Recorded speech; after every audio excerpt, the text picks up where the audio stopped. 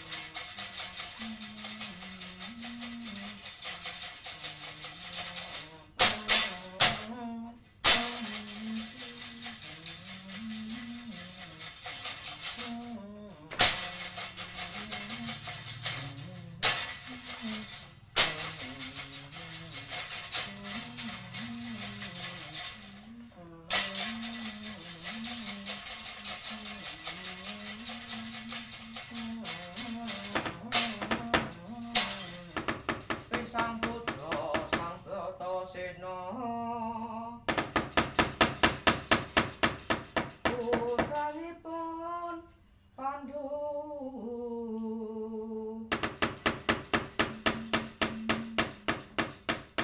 panegahipun Pandhawa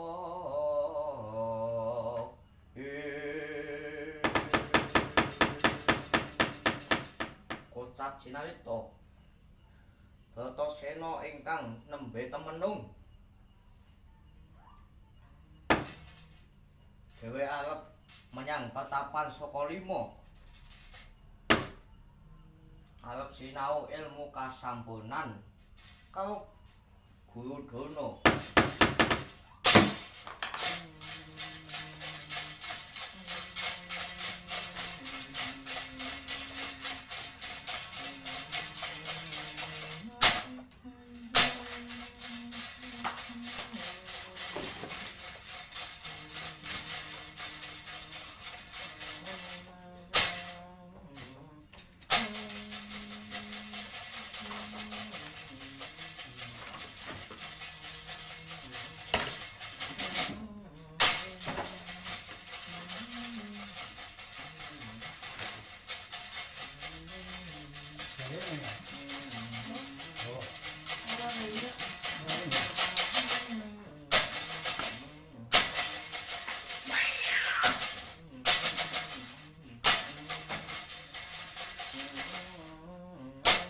Weh, Bratasena, aku menyang endi kae?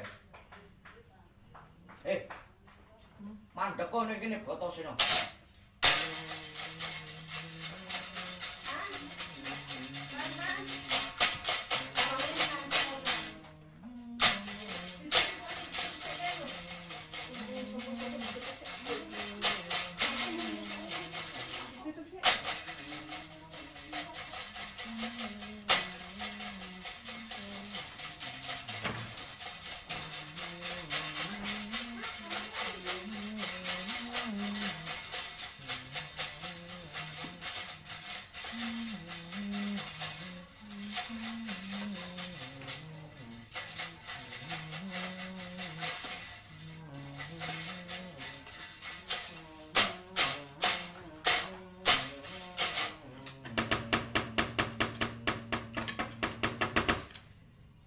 Mandek kok dhisik Bratasena.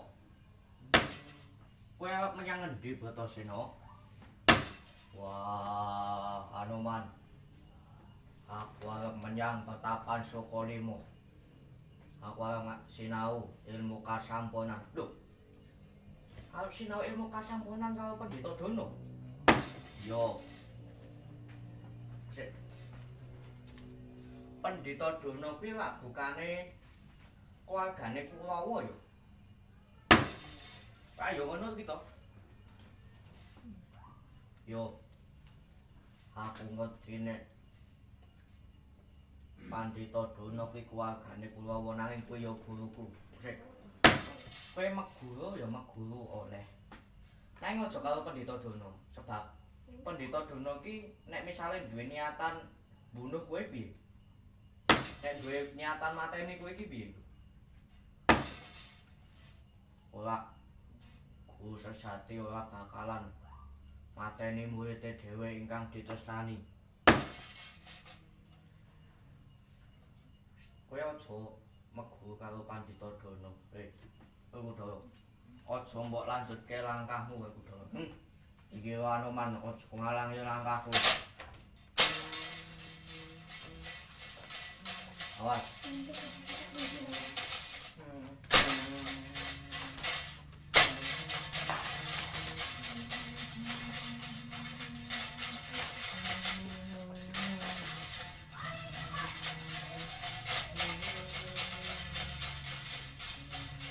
Kamerane ngeblur kae.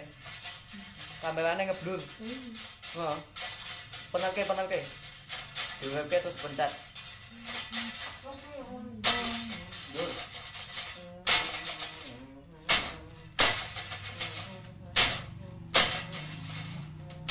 Dah. Nah wis.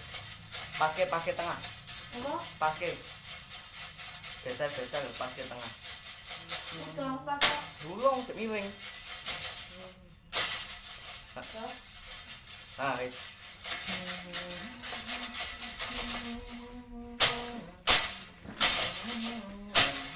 Ayo, tangan aku. Woi.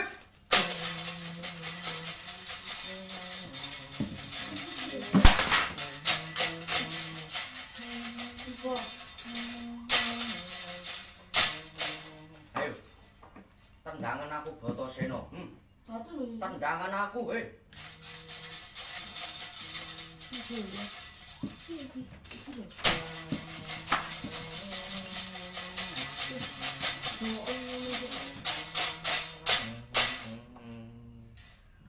ladalah. Salut karo kowe Bratasena. Kowe iki murid sejati yo. Yo, takoni, monggo.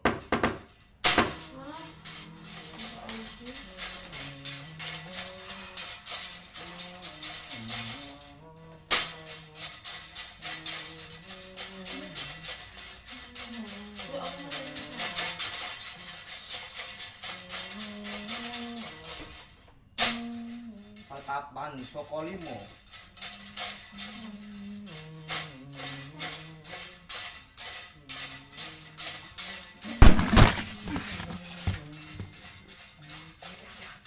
Kok tiba-tiba kok coba senggol lho.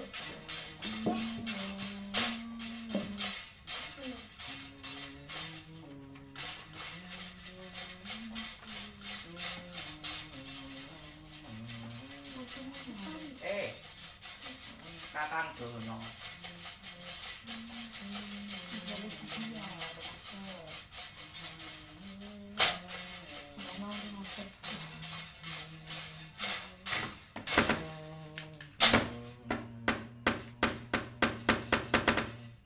Kula aturi wilujeng rawuh wonten ing Petapan Saka 5 menika. Adiku Sengkuni. Iya matur nuwun.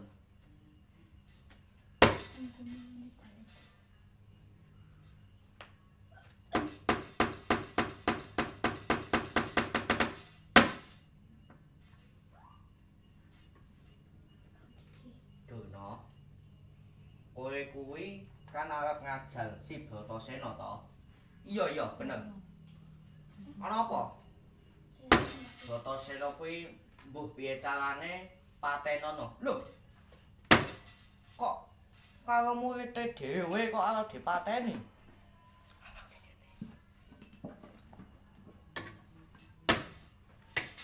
Karo muridé dhewe kok arep mateni kuwi piye karepmu?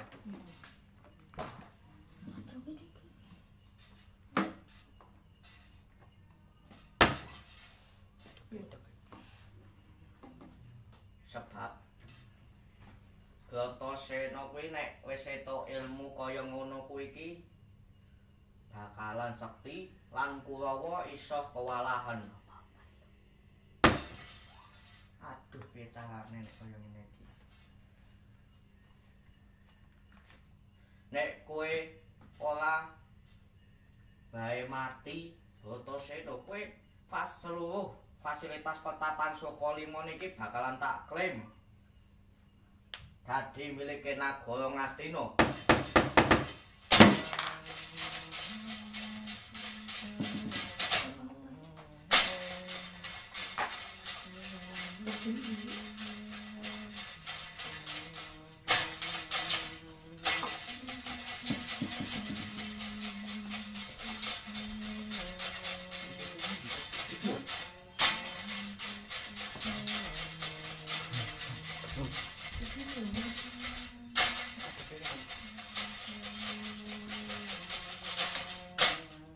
Wah, Bratasena akhire kowe teko ning kene.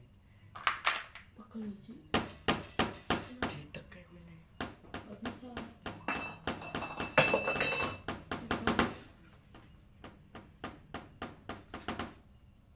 Oke lampu ning kene wae. Kalau Lampu ning kene ora ben wae. Ini jangan kayak sabar. Wis.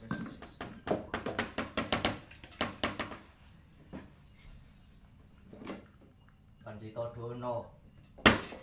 Iki wancine. Aku jangan dipakai dulu jadi ini. sinau ilmu kasampunan. Ngene yo, Ngel. Ilmu kasampunan kuwi ya kuwi ilmu sangkan paling dumadi. Kowe oleh tak ajari nanging ana syarate. Kok mati sih? Ngeblok kamera. Syarate ya iku kowe kudu golek kayu gong susuing angin. Kayu gong susuing angin ana ndi? Kayu gong susuing angin kuwi ana ing alas Tribasara. Ngeblok kamerane. Oke. Ana ing alas Tribasara. Inggih. Nah, wis. Dah. Nggih, sendika isaken dawuh.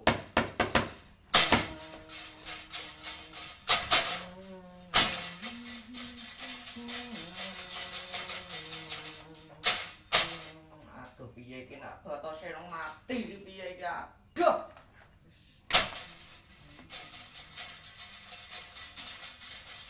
Piye iki nek Bratasena ki mati tenanane aduh ya wis. Bapak kok ke belakang? Tidak ada barang.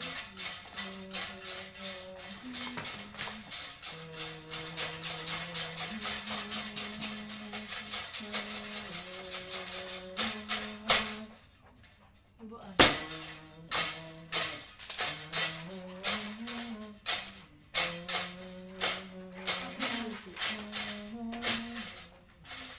Juga ke tisu.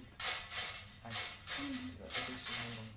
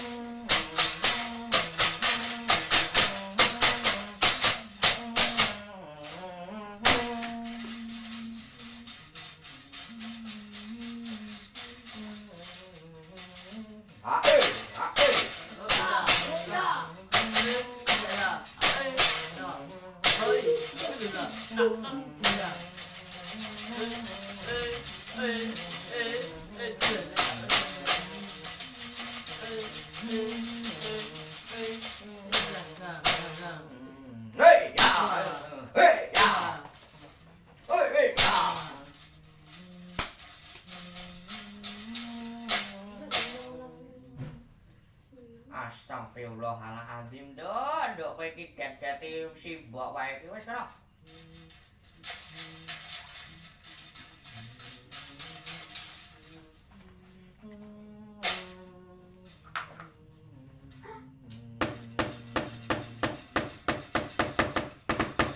Assalamualaikum warahmatullahi wabarakatuh.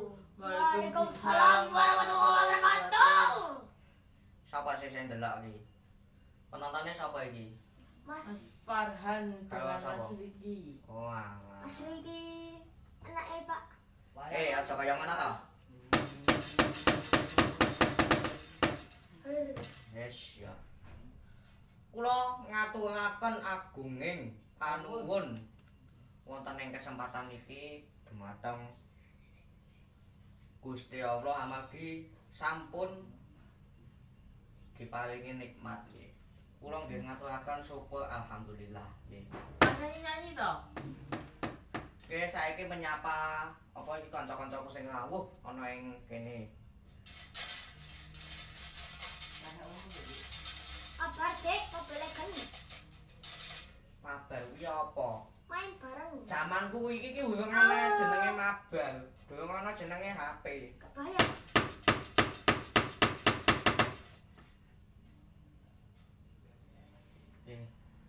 Iki sing gendut iki sing ning ngarep celak Pak Dalang iki sapa iki jenenge? Riki. Nama lengkap? Apa? Erizi Refos Alfarizi single. Tenanan iki lho, sik tenan.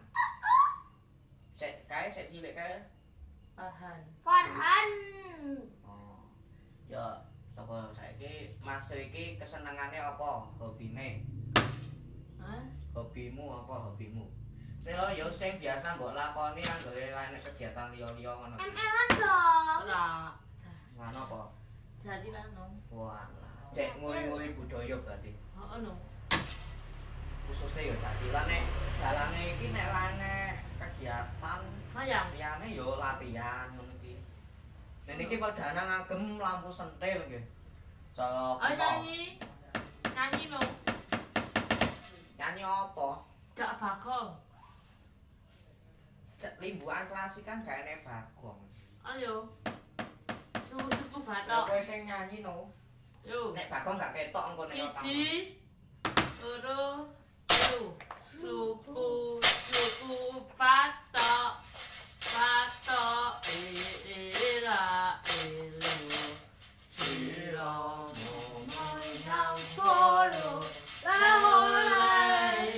Payung uto. Oma jande. Lolo lopa. Ma. Ora opa. Yen opa mateni cacile. Yen urip ayo ibadah. Ora golek aku wis. Majentit. Lolo batok. Wong dibalak bolan baleni wae. Iki kan jalane mau awan ketoprak kok gak sida. Ora. Ya lho, si gendut namanya Riki, Erici, apa jenenge? Kamu nanya. Ah. Gak boleh gitu. Kamu nanya itu dosa. Gak sopan. Gak sopan sama dosa. Dus. Nek carane aturan adat Jawa ya ora sopan. Oh, ora sopan. Nah, aturanku ya dosa. Nek aturane agama ya padha wae gak sopan sih, tapi ya piye ya? Ya piye? Ya piye? Lah piye? Nok, Mak. Iki kowe wis tau ketemu karo cah-cah iki? Durung, Mak. Halo. Halo. Iki kok sing cedhak karo dalange kok mirip kaya aku yo.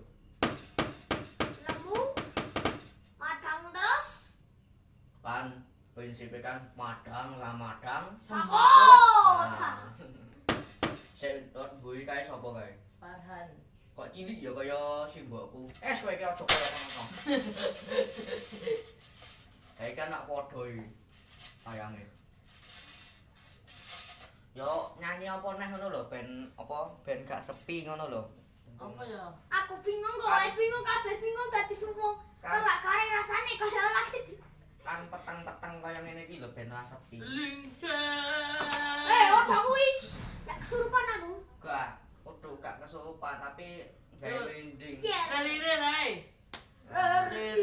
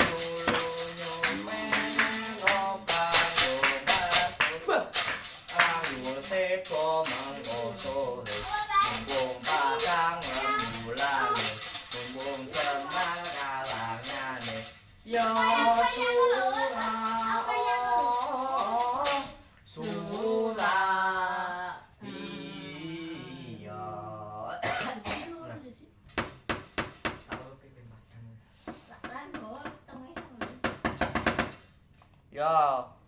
Wes limbukane go semono wae ya ora suwe-suwe. Kok Bagong metu ora? Yo ora ngerti manut wae karo dalange. Wes engko gawe lanjut lakon ya. Yo lanjut lakon dhisik. Oke. Apa ngetutke ndorone. Ngetutke ndorone Bratasena ana alas. Goleki kayu gong susu ing angin. Ora ana ya bungis kayu bungis. Mosok. Mosok gak enek. Gak anu, tak Bagong ora percaya. Ya wis engko pokoke ditonton sik ya, lek piye cetane. Tansah mamuling sukma. Sukma sinukma ya pengasepe sumamantang ing kartu pambukaning warana dalem saking liyap-layap ing aluyup.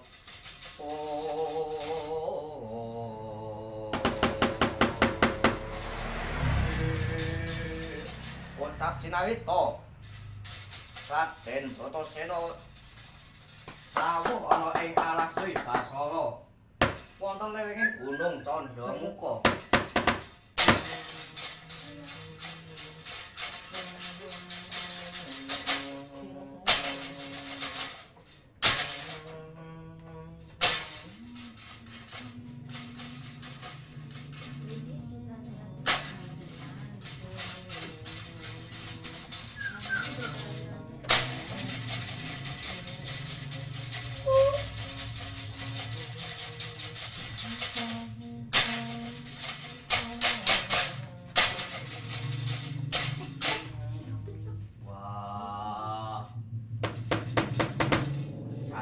Wancine aku goleki kayu bung susu ing angin.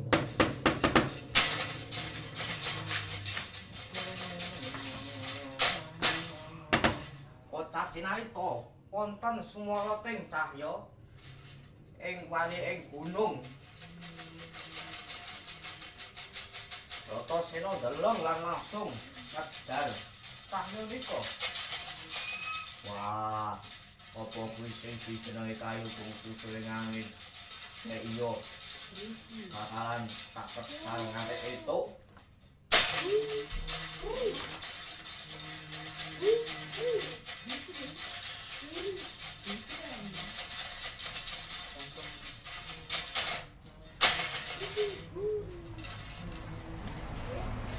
Ora tekan rek.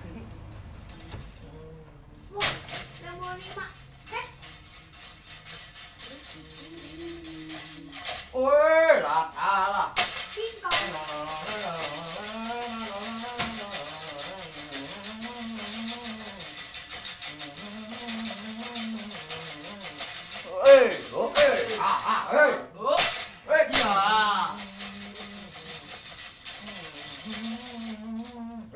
Marina. Uish. Oh, dah sini kamu. Bujang kanong. Oh. Sabar. Pak Luda.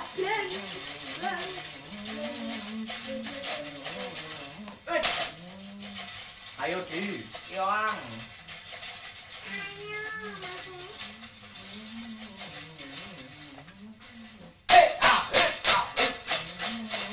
Hei. Piye? Sing surak-surake. Ah. Luda. Oi. Ya, woi copot. Apa kae mau? Wis men, Riki tahu. wis wayahe copot, wis men. Oi. Oi. Oi. Oi ah. Ya. Apa itu? Apa Ki?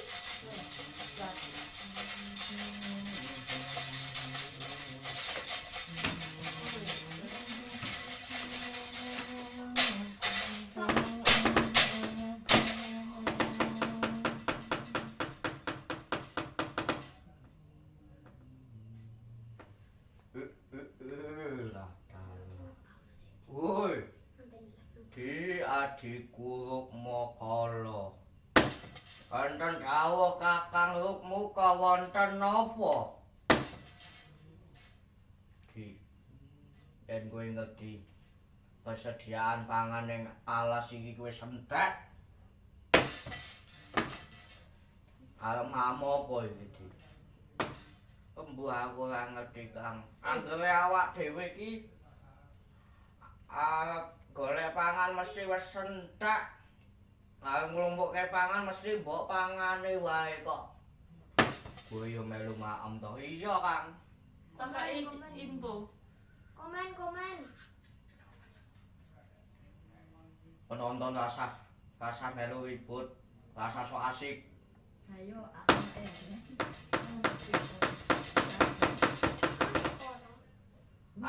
Ayo aku yo maem tapi mung sithik. Sithik tapi yo berkali-kali yo padha wae. Ora nek bedane karo maem akeh. Lho. Apa wae?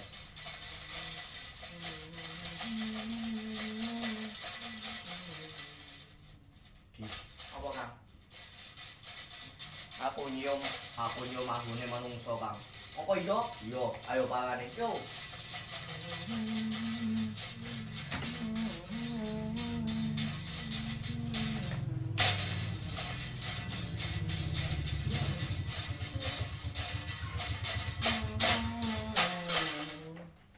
Woi.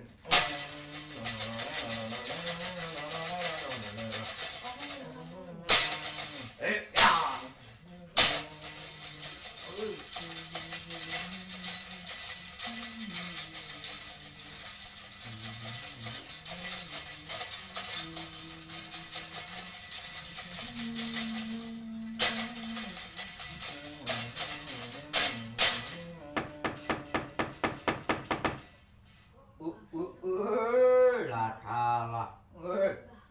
Lah. Bingah banget di awake dhewe nemu manungsa no alas kene.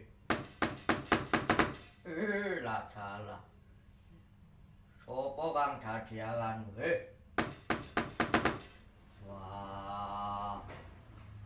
Aku Bratasena. Kowe sapa kisanak? Aku Rukmuka lan aku Rukmakala, Kakang Adiya kembar. Mung bedane nek Rukmuka ki ana sinomane iki lho ning kene ana iwang iki lho sinoman. Nek aku ora enek. Arep ngopo kowe ning kene, Bratasena? Aku arep golek kayu gong susuhe angin. Kayu gong susuhe angin. Yo. Ning kene iki ana kayu gong susuhe angin ora? Kang. Kayu gong susuhe angin ora enek ning kene. Bratasena. Kayu gong susuhe angin ora enek ning kene iki. ajare guruku Pandhita Dono enek. Kowe mesti do ngapusi. Ora. Sak suwene awak dhewe, aku lan adikku ana ing alas kene ora ana sing jenenge kayu bungsu suwing angin. Nek ngono kejaba kowe wani karo Bratasena.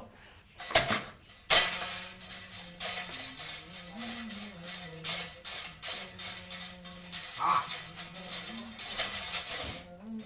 Wah. Wah. Ah.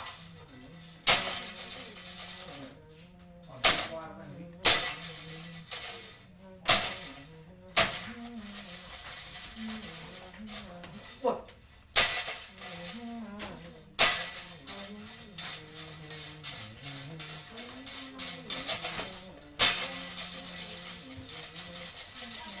Ah. Han. Woi.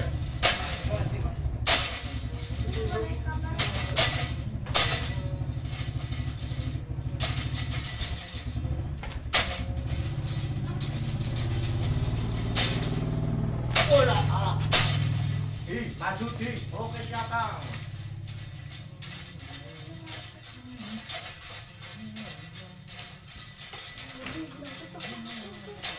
Ayo kene Bratasena mati dereng aku. Dek tangane nyangkut, Lek. Tangane nyangkut, Lek. Nah.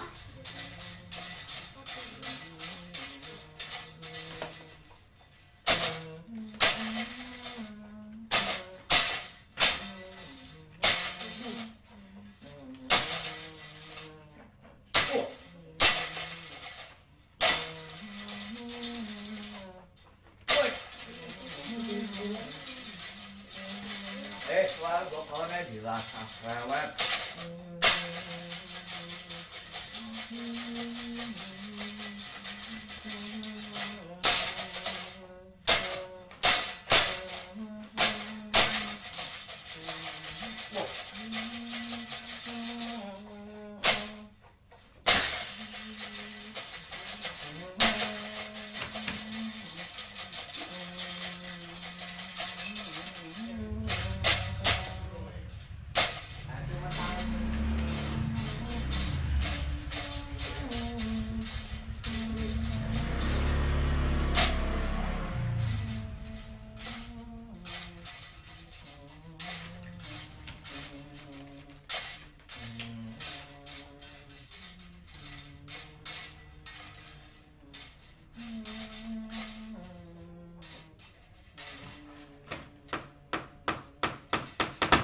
Wong ilahing awit nama sidham sekaring dauna langgeng ulun Bathara Endra.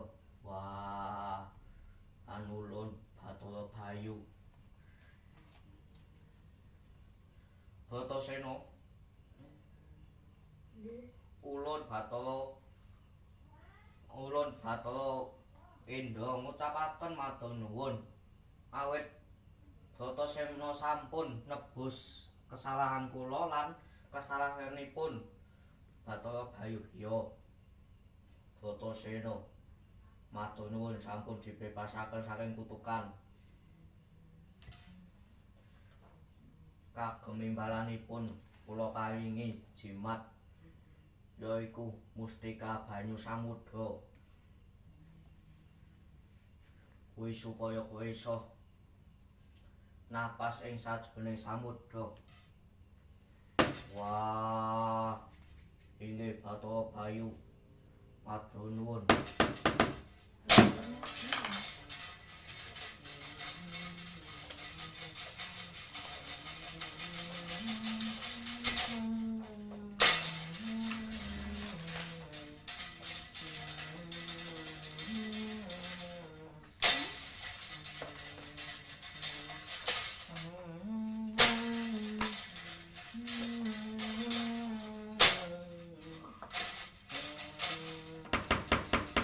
Ana ing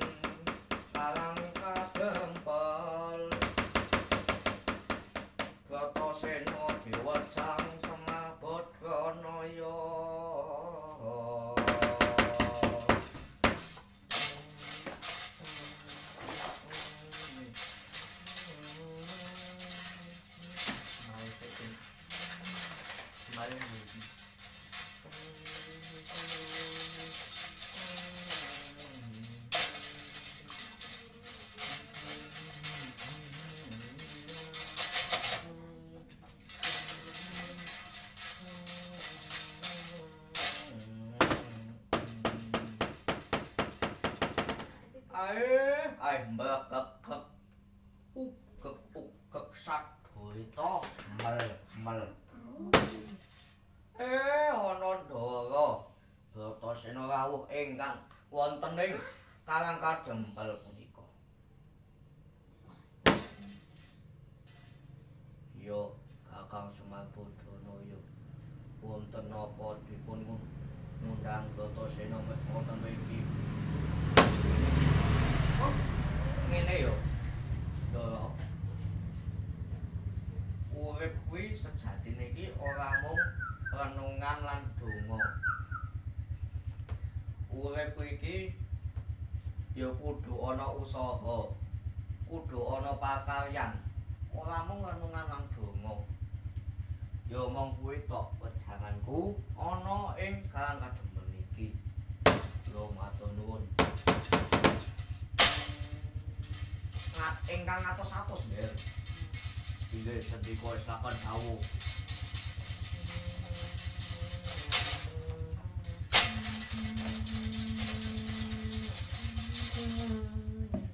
Kanca-kanca. Kanca-kanca. Apa? Bratasena iki arep menyang Petapan Sukalima maning. Monggo. Awak dhewe nyimak lelakone lha iki apa ya aja do nglamun aja dodolanan dhewe Oke, siap. soale iki akeh pesan-pesane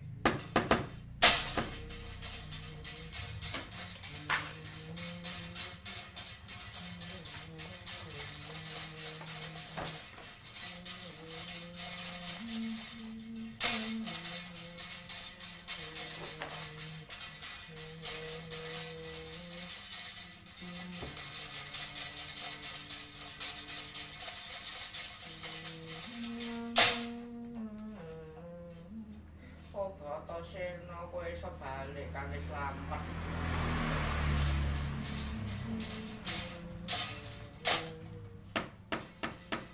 Pripun Bratasena kayugung susring angin sampun wis entuk apa durung? Ngono wae, pasanganku sampun kangelan.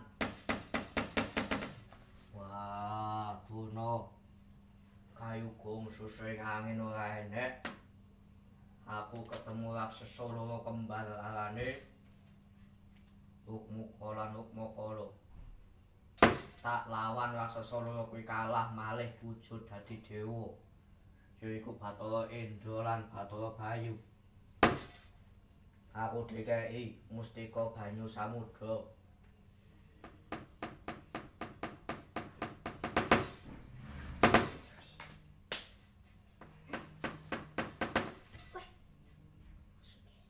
Apa kula wis entuk ilmu kasampurnan durung?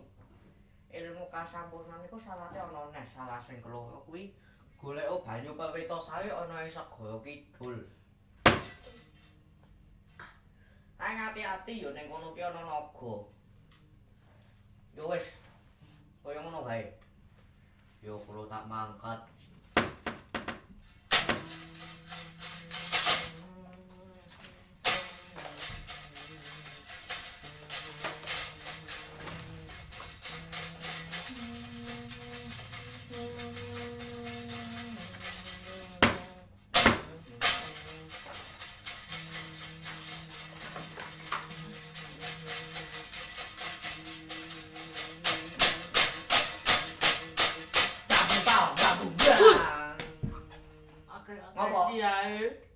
Ngapa Mas iki?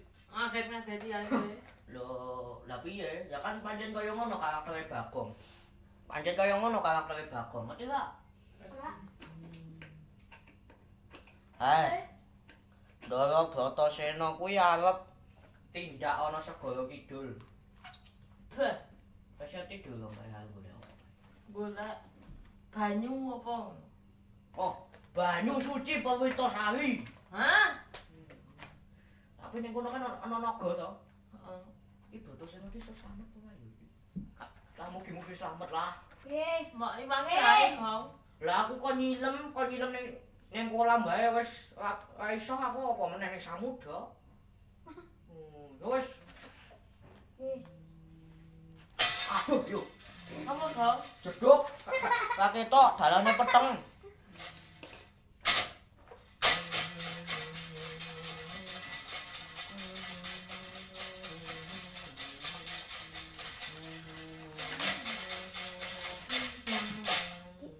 Wah, iki samudra kidul. Aku bakal nyilem ngono kene.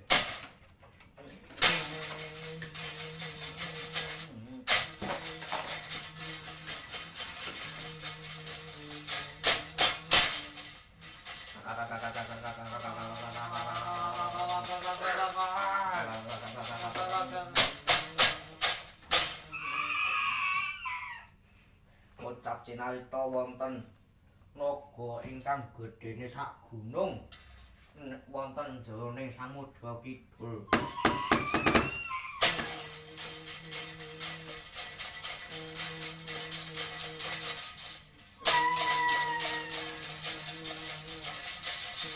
Oh.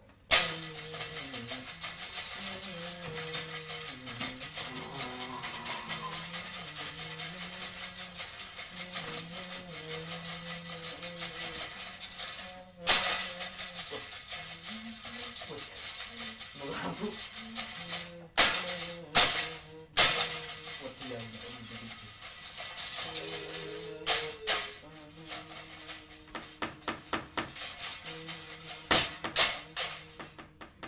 Wijasena ya Bratasena dibelit ula naga wonten ing samudra.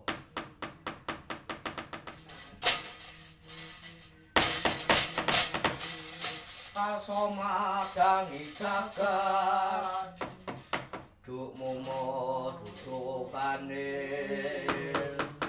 sabutae ngukir martabak kang sumirat kena soroting surya mega lan gunung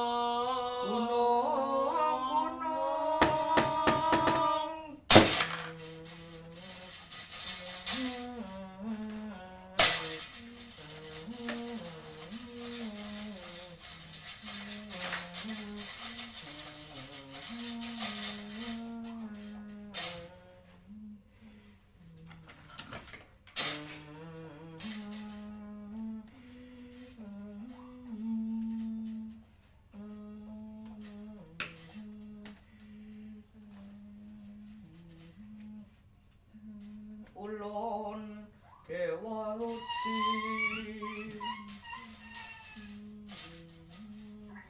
ulun sejatine Bratasena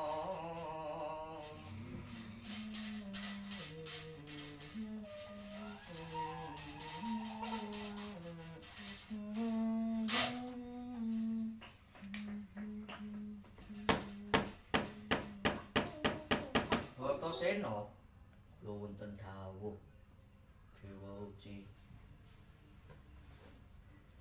Aku iki yo sejatine kowe Bratasena. Aku ana ing jerone awakmu. Yo Bratasena. Kenang apa kok kowe iso ana ing tengahing samudra kaya ngene iki? Kados puniki Dewa Uci. Kula pun didhawuhi Pandhita Dona supados goleki ingkang asmanipun Banyu Bawitasari. Menika dados syaratipun ilmu kasambonan ya ilmu sangkan paraning dumadi. Ilmu sangkan paraning dumadi menika kados kuwi menika kados pundi Dewa Uci? Asem rene Ilmu kasampunan kuwi utawa ilmu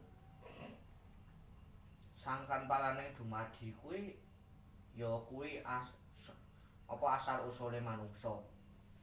Manungsa kuwi asale saka ndi lan bakalan balik saka ndi. Nanging kowe durung wancine mempelajari ilmune kuwi. Dados pripun? Ngene iki. Kowe mlebu ana kupingku kene. Wah.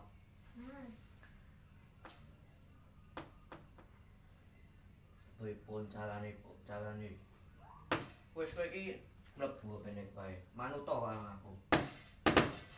Bakalan tak tontone endahing donya sak jagat isine.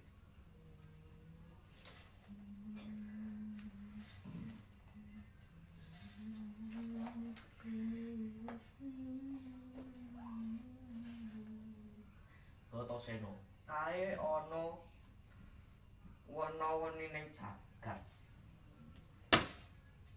Wana-weni ning alam donya iku ya ana perbuatan apik lan ala. Kowe iso ndelok apa sing apik karo sing ala lan kowe iso mbedakake. Selain kuwi ana pesona alam ingkang durung terjamah karo umat manusia wonten ing bumi niki.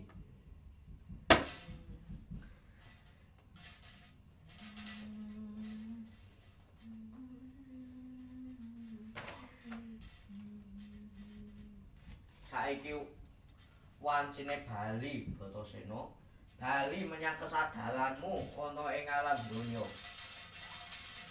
Dek ana tugas-tugas sing kudu mbok lampungi Bratasena.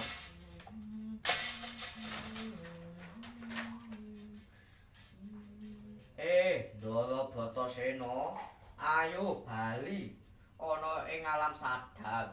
Aja temenung ana ing kene. Ayo bali Ndara.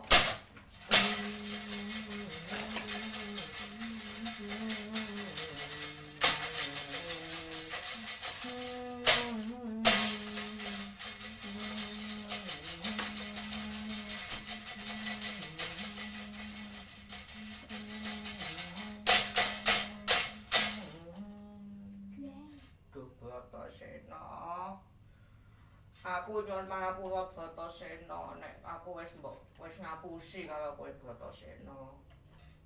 Mboten napa-napa, Guru. Aku malah etuk pencerahan saking Dewa Ruci, Guru.